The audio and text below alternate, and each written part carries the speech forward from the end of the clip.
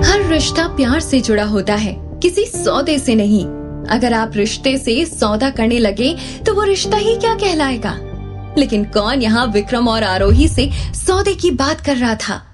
आखिर ऐसा क्या राज था विक्रम और राजवीर का? और इस राज का जब अनन्या को पता चला तो उस पर क्या बीती? और क्या वाकई में विक्रम की तबीयत बिगड़ी या था वो एक नाटक? हाँ, ये तो विक्रम की माँ है, लेकिन राजवीर के साथ इनकी फोटो कैसे हो सकती है? क्योंकि राजवीर और विक्रम एक ही इंसान है। अगर तुम ध्यान से सोचोगी तो तुम्हें बहुत सारी बातें खुद ही समझ आ जाएंगी। अब समझ आ रहा है कि आखिर राजवीर को आरोही की इतनी फिक्र क्यों रहती है और क्यों आरोही को राजवीर के आसपास होने से कोई फर्क नहीं पड़ता था। अनन्या ये सब सोच ही रही थी, तब वो आदमी वापस गाड़ी में जाकर बैठ गया। अनन्या ने देखा कि उसी कार के पीछे की सीट पर एक लेडी बैठी थी।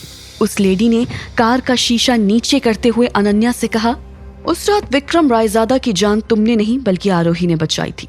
तुमने अपने फायदे के लिए विक्रम यानी अपने फियांसे से ये सच छिपाया। इतना बोलने के बाद उस औरत ने कार का शीशा चढ़ाया और धूल उड़ाती हुई कार वहां से निकल गई। उस अनजान मास्क वाले आदमी और उस औरत की बात सुनकर अनन्या बहुत हैरान थी। उसने अपने पर्स से फोन निकाला और किसी का नंबर ढूंढती हुई खुद बड़बड़ाने लगी। सारी मुसीबत की जड़ वो आरोही है।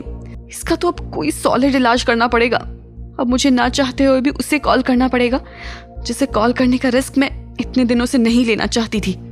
कॉल के पिक होते ही उधर से एक भारी आवाज आई, अनन्या, मैंने तुम्हें पिछली बार भी वार्न किया था। अगर तुमने कभी मुझे अपनी आवाज भी सुनाई तो मैं तुम्हारी लाइफ मौत से बदतर बना दूंगा। लेकिन उसके बाद भी तुमने मुझे कॉल किया। देवेश, मैंने तुम्हें एक गुड न्यूज देने के लिए कॉल किया था। मेरी प्यारी बहन आरोही ने शादी कर ली और उसकी शादी किससे हुई है पता है? इतना कहने के बाद अनन्या ने देवेश को बहुत कुछ बताया। दूसरी तरफ आरोही शाम को घर के दरवाजे के पास पहुंची तो उसने देखा कि एक व्हाइट कार गेट पर खड़ी थी। आरोही के आते ही कार का डोर खुला, जिससे एक लंबा चौड़ा हैंडसम सा आदमी बाहर आया। उस आदमी को देखते ही आरोही बहुत हैरान हुई और चौंकते हुए बोली, देवेश, तुम वापस क्यों आए? मैंने सुना तुमने शादी कर ली, इसलिए तुमसे मिलने चला आया। आरोही, मैं वापस इसलिए आया हूं ताकि तुम्हें अपने साथ वापस ले जा पाऊं। देवेश की बात सुनकर आरोही परेशान हो गई। उसने अपना हाथ छुड़ाने की भी बहुत कोशिश की, लेकिन कामयाब नहीं हो पाई। तुम इतना तो जानते हो ना कि मेरा पति कौन है। अगर उससे पता चल गया कि तुम यहाँ क्यों आए हो तो वो तुम्हें जिंदा वापस नहीं जाने देगा। आरोही देवेश से अपना हाथ छुड़ाने की कोशिश कर रही थी, तभी उसकी नजर विक्रम की आती कार पर पड़ी। चरण नीचे उतरा और उसके बाद विक्रम भी कार से बाहर आया।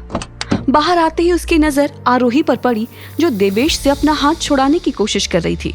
ये देखकर विक्रम ने देवेश से कहा, देवेश, तुम क्यों पहली मुलाकात में अपनी भाभी के साथ इस तरह पेश आ रहे हो? भाई, मैं आरोही से आज पहली बार नहीं मिला हूँ। मैं इसे पिछले 4 साल से जानता हूँ। हम दोनों एक ही कॉलेज में पढ़ते थे, जहाँ इत्तेफाक से हम दोनों की मुलाकात हुई, और उसके बाद से ही कब मैं आरोही के प्यार में पड़ गया मुझे भी नहीं पता चला।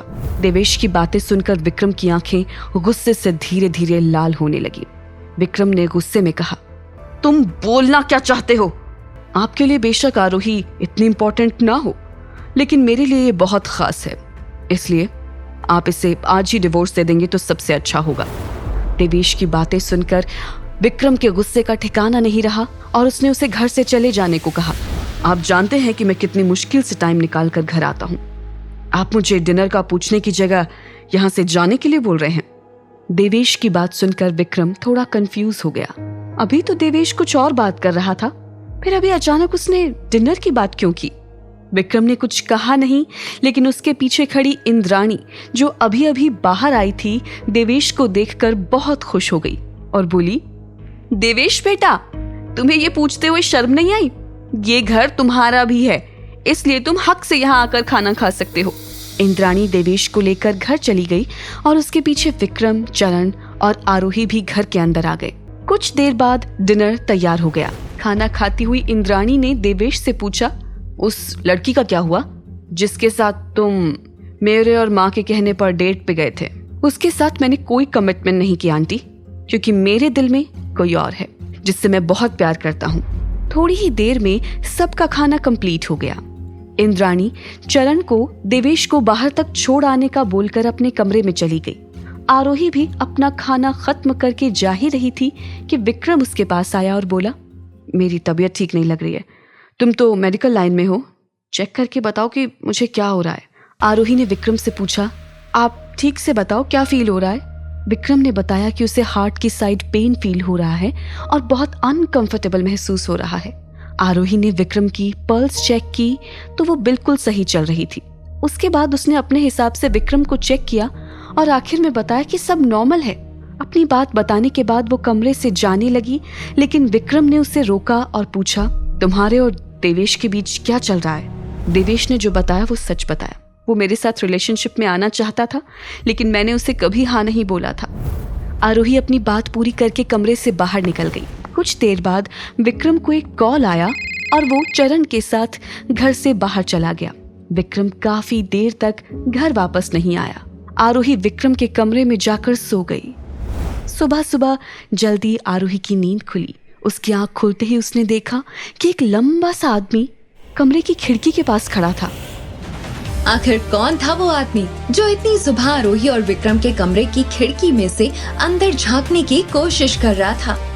कौन था वो अनजान आदमी जिसने अनन्या को सारा सच बताया?